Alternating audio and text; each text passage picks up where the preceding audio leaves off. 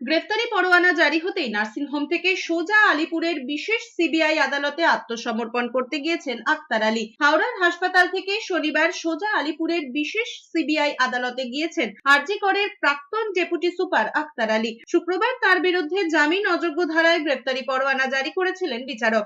আদালতে ঢোকার সময় তিনি জানিয়েছেন যে টাকা নেওয়ার অভিযোগ করা হচ্ছে সেটা দাদার চিকিৎসার জন্য ধার নিয়েছিলেন। এখন চক্রান্ত করে তাকে ফাঁসানো হচ্ছে। দুর্নীতির অভিযোগ তোলা আক্তার আলীকে গত বছর নভেম্বরে দুর্নীতির অভিযোগে সাসপেন্ড করা হয়েছিল। তার বিরুদ্ধে সরঞ্জাম পাইয়ে দেওয়ার বদলে টাকা নেওয়ার অভিযোগ ওঠে, কিন্তু ইস্তফা গ্রহণ না করে আক্তার আলীকে সাসপেন্ড করে স্বাস্থ্য দপ্তর। তিনি আরজি করের প্রাক্তন অধ্যক্ষ সন্দীপ ঘোষের বিরুদ্ধে প্রথম দুর্নীতির অভিযোগ তুলেছিলেন।